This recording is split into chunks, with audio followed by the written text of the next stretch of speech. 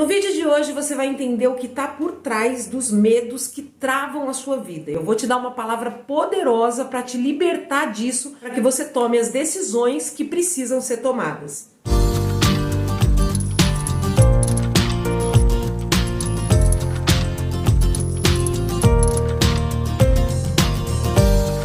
Pessoal do YouTube, a paz do Senhor a todos vocês. Eu vou trazer um vídeo para vocês hoje um pouco mais pessoal, porque quem me segue lá no Instagram já tá sabendo, afinal de contas eu compartilho tudo em primeira mão por lá, então me segue no meu Instagram, Kelly Salles Oficial. Mas aqui no YouTube eu precisava falar sobre isso, mesmo porque aqui no YouTube a gente tem uma proximidade muito maior, né? Uma oportunidade de entrar mais profundamente nos assuntos. Tenho certeza que vai edificar muito a sua fé, inclusive ajudar pessoas que estão precisando tomar algumas decisões e não estão tendo coragem para isso. Bom, quem me segue aqui há mais tempo, né, conhece um pouco mais da minha vida profissional, da minha vida pessoal, sabe que eu participei das eleições municipais aqui na minha cidade, em Atibaia. É uma longa história, tenho vários vídeos aqui onde eu toco nesse assunto, como que Deus falou para eu fazer isso, como que Deus confirmou que eu deveria tomar esse caminho. Mas eu tomei uma decisão muito importante antes das eleições, né? Durante a campanha eleitoral, até antes da campanha, eu tomei a decisão que eu ia pedir a conta do meu emprego, ganhando ou perdendo as eleições. E para quem não sabe, eu sou técnica de enfermagem, e eu era concursada da Prefeitura de Atibaia, ou seja, um emprego que muitos de vocês fariam qualquer coisa para ter, né? Um emprego, quando ele é concursado,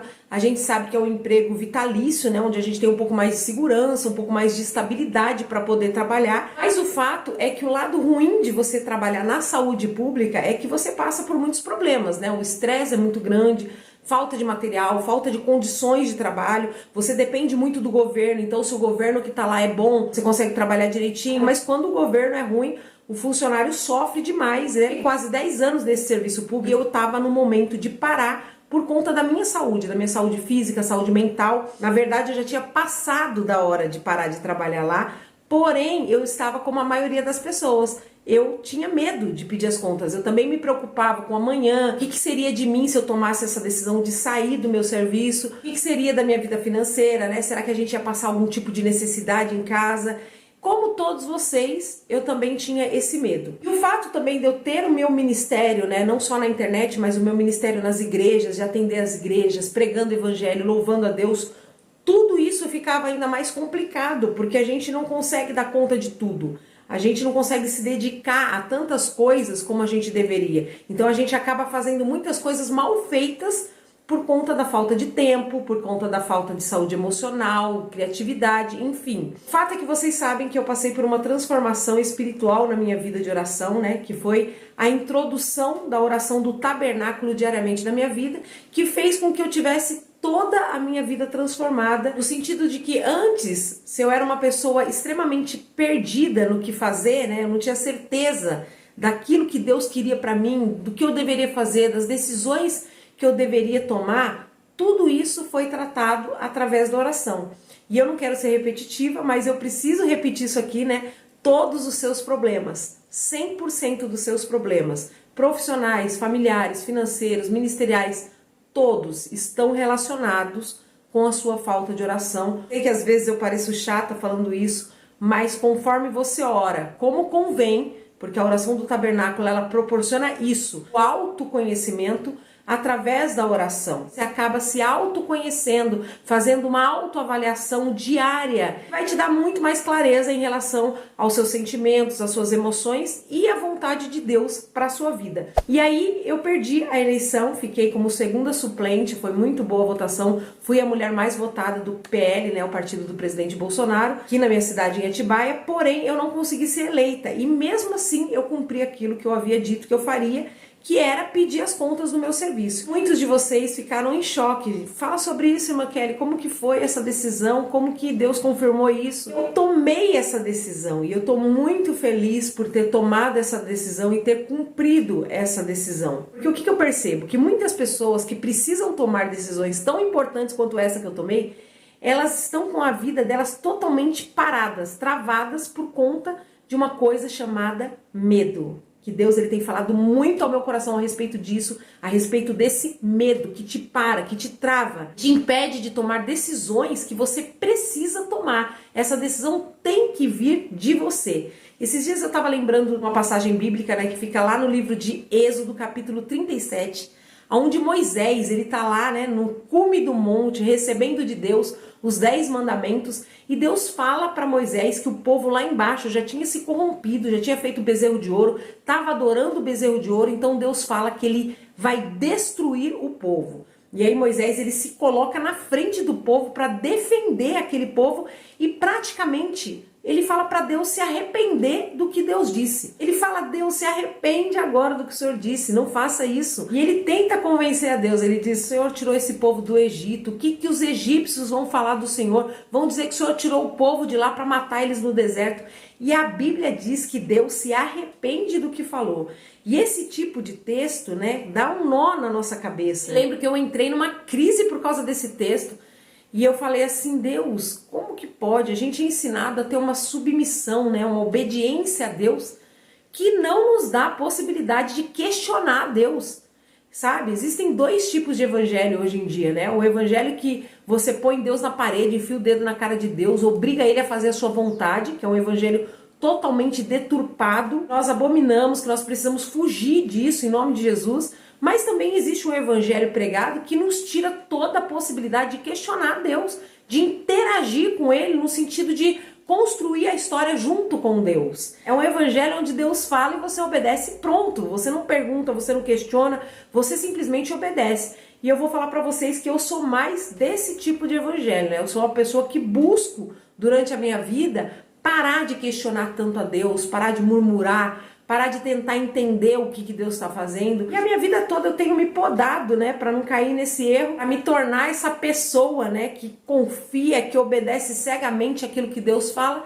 E aí de repente eu me deparo com um texto como esse, onde Moisés teve a ousadia de conversar com Deus em cima do monte e convencer a Deus a mudar de ideia, a mudar de atitude. E aí eu me lembro que há um tempinho atrás esse texto me veio, né, ao coração, e eu fiquei perguntando para o Senhor o que ele queria dizer através dessa palavra. O Senhor me trouxe alguns entendimentos sobre isso que é muito importante. Aparentemente, Deus gosta desse tipo de intimidade com os servos dele. Em uns momentos da palavra, Deus poderia ser autoritário, mas ele não é. Ele indica que ele tem sim prazer em dar ao homem esse tipo de liberdade. E aí me veio à mente o tipo de relacionamento que eu tenho com o meu pastor hoje em dia, que é uma pessoa muito importante, né, no meio eclesiástico. Ele tem uma autoridade pastoral muito grande aqui no setor de Atibaia, alguém que as pessoas costumam ter medo, costumam obedecer sem questionar. Mas nos últimos tempos, nos últimos anos, a gente tem criado uma intimidade, uma coisa de família, né, de pai e filha. E com ele, eu sou assim. Eu percebo às vezes que eu tenho algum tipo de intimidade um pouco maior, de poder questionar, de poder construir com ele uma ideia. E eu percebi que o meu pastor, ele gosta de ter alguém assim na vida dele. Que não é simplesmente uma pessoa que fala amém para tudo que ele fala, né? Não é um puxa-saco. Não, é uma pessoa que ele vai tratar com intimidade, com verdade, onde eu vou conseguir questionar com muito respeito e até mesmo aconselhar ele. Às vezes eu me sinto extremamente honrada por esse papel, mas eu percebo claramente que ele tem prazer em saber que ele tem uma pessoa como essa. E aí eu comecei a pensar nisso e comecei na minha mente, né, uma comunicação com o Senhor, e ele me fez entender que o nível de intimidade que ele tinha com Moisés dava a Moisés condições de pensar e de participar das construções da vontade de Deus. Mas para isso o que você precisa? Para chegar nesse nível, o que Moisés precisou? Moisés precisou subir o monte. E o que você precisa para chegar nesse nível de intimidade com Deus? Você precisa orar, você precisa ter uma vida de intimidade com Ele. E daí eu aproveito, né, para te dizer que você que precisa de uma orientação mais profunda de como orar, como jejuar, como estudar a palavra, eu vou deixar aqui embaixo no box de informações, no primeiro comentário, o link do meu discipulado, que é uma plataforma completa para transformar a sua vida espiritual. Clica aqui embaixo, conhece e vem fazer parte dessa turma que já está vivendo os diferenciados de intimidade profunda com Deus. E até o dia 31 de outubro você tem 50% de desconto, então não perde essa oportunidade. Mas voltando ao assunto do vídeo, eu meditando na intimidade de Moisés com Deus, de Moisés aparentemente instruir a Deus no que fazer, aparentemente aconselhar a Deus. Depois de muito meditar sobre essa palavra, eu entendi que Deus, ele é soberano no nível que Deus sabe o final da história. Então, qual que é a conclusão que eu cheguei? Deus, ele já sabia que ele não ia destruir o povo. Porém, ele fala algo para Moisés em cima do monte no intuito de provar o coração de Moisés. Deus, ele faz coisas nas nossas vidas, muitas vezes no intuito de trazer para fora, de expor algo que está dentro da gente, para a gente ver, para a gente saber, para a gente ter a experiência. Porque na verdade ele já sabia o final da história. Deus já está na eternidade, ele sempre sabe o final da história. Então naquela conversa com Moisés, Deus estava gerando em Moisés o amor pelo povo. Gerando em Moisés a responsabilidade pelo povo, o sentimento de cuidar do povo. Então eu entendi que muitas vezes, em alguns momentos da sua vida, Deus vai te colocar em situações justamente para gerar em você uma atitude. E nessas situações Deus quer ver a sua atitude. Deus quer expor o seu coração através das suas atitudes. E foi basicamente isso que eu senti, que Deus queria um posicionamento da minha parte em relação à minha vida. Deus queria que eu tomasse uma atitude. Eu senti isso em oração.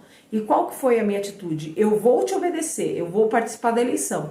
Mas acabando a eleição, independente daquilo que o Senhor tem para mim, eu vou sair da prefeitura, vou abandonar o meu emprego, que está me fazendo mal, que está me tirando totalmente o meu tempo, que eu poderia me dedicar a mim, me dedicar ao cuidado da minha família, me dedicar à obra do Senhor, ao meu ministério. E eu tomei essa atitude e falei isso com Deus. Orei e tomei essa atitude. Eu senti esse ímpeto de tomar essa atitude, mas para tomar essa atitude, eu precisei me livrar desse medo que a maioria de nós tem a respeito do nosso futuro, do que a gente vai comer, do que a gente vai vestir, de como que a gente vai viver, como que vai ser o sustento da nossa família. É muito difícil a gente saber que a gente não vai ter mais o controle das nossas finanças, né, do nosso futuro. A maior profecia que existe, né, a palavra de Deus, ela já me dá esse embasamento. Deus nunca quis que a gente estivesse preocupado com o nosso futuro. Na verdade, a vontade de Deus é que você não se preocupe com o amanhã. A vontade de Deus é que você confie no cuidado dele. Como que eu sei disso? Porque está escrito na Bíblia. Em diversos momentos na Bíblia, ela fala, não andeis preocupado com o que vocês vão comer, com o que vocês vão vestir. Eu não cuido das aves do céu, eu não cuido da erva do campo. Como que vocês pensam que eu não vou cuidar de vocês? Então essa é a vontade de Deus, que a gente confie na provisão dele. Mas a gente tem muito medo disso, de viver na dependência de Deus. A gente acha que vai passar necessidade, a gente tem medo de ficar desempregado, porque na verdade a gente não confia no cuidado de Deus. E aí eu trago agora para você o motivo pelo qual Deus abomina esse medo, né? Uma das coisas que Deus mais abomina no ser humano é o medo. Tanto que ele diz 366 vezes na palavra, não temas. Sabe por quê? Porque Deus entende o seu medo como uma falta de fé. Quando Deus olha para alguém e percebe que esse alguém ele tem medo, ele entende que este alguém não tem fé. Deus leva para o lado pessoal. Aliás, Deus sempre faz isso. Deus sempre leva as coisas para o lado pessoal. Ele traz a responsabilidade para ele. Quando, por exemplo, o povo pediu um rei a Samuel, Samuel foi orar triste, falando para Deus, Senhor, esse povo está me rejeitando. E Deus responde para Samuel, esse povo não está te rejeitando. Esse povo está rejeitando a mim. Deus traz a responsabilidade para ele. Deus leva para o lado pessoal. No dia do julgamento, por exemplo, a Bíblia diz que Jesus vai dizer, eu estive preso e você não foi me visitar. Eu tive fome e você não me deu de comer. Eu tive nu e você não me deu de vestir. E muitos vão dizer, quando, Senhor? Quando que o Senhor teve preso? Quando que o Senhor teve fome? Quando que o Senhor teve nu? Ele vai dizer, quando você não fez a um dos meus pequeninos, você não fez para mim. Mais uma vez, a Bíblia mostra Deus levando a sua atitude para o lado pessoal. Quer mais um exemplo? Saulo perseguindo a igreja, a caminho de Damasco. Jesus aparece para ele, ele cai do cavalo, fica cego e pergunta, quem é o Senhor? Jesus responde, eu sou Jesus, a quem você persegue. Saulo não estava perseguindo Jesus, Saulo estava perseguindo a igreja. Jesus já tinha morrido, já tinha ressuscitado, já estava no céu e Saulo estava perseguindo a igreja. Jesus se apresenta para ele e diz, quando você está perseguindo a minha igreja, você está perseguindo a mim. Então, se a gente soubesse que Deus é assim, se a gente vivesse essa verdade, se Deus estivesse na sua frente, recebendo nele tudo que vem contra você, você não tinha medo de nada. Foi exatamente isso que tirou o medo de Davi quando ele enfrentou o gigante.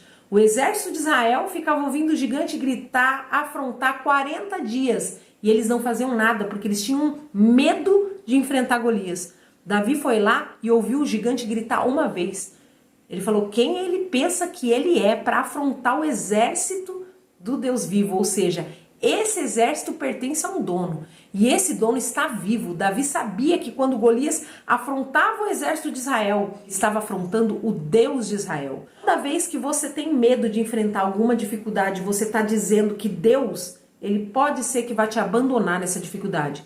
Que ele vai te deixar perecer. Que ele vai te abandonar como se ele fosse um dos seus amiguinhos falsos da escola, os seus amiguinhos falsos do trabalho, como se Deus fosse aquela pessoa, né, aquele pai, aquele marido que te prometeu fidelidade, te prometeu cuidado e depois te traiu, te abandonou na jornada da vida.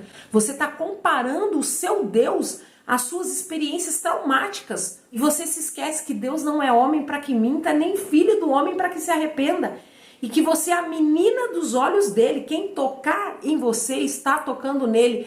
Quem te afrontar está afrontando a ele. Quando você tem medo, você está dizendo que talvez Deus não seja tão capaz, tão poderoso para te socorrer. E isso ofende o nosso Deus. É por isso que Deus abomina crente medroso. Deus abomina crente covarde, porque não é sobre você, é sobre ele. Não é sobre a sua capacidade, é sobre a capacidade dele. Não é sobre a sua força, é sobre o poder dele. Então, independente do que Deus te mandar fazer, faça. Independente do que está acontecendo, confie em Deus. E para você confiar em Deus, você precisa começar a se relacionar intimamente com ele. Se você ainda não é inscrito no canal, não deixa de se inscrever. Clica aqui embaixo no sininho das notificações para você receber um aviso quando eu postar os próximos vídeos. Se esse vídeo te ajudou de alguma forma, não saia daqui antes de clicar aqui no joinha. Deixa seu comentário aqui embaixo também. Não se esqueça de me seguir nas minhas redes sociais. O meu Instagram é Kelly Salles Oficial, porque eu apareço todos os dias nos stories, respondo todo mundo pelo direct e posto bastante conteúdo espiritual por lá também. Deus abençoe a sua vida e fique firme em nome de Jesus. Tchau!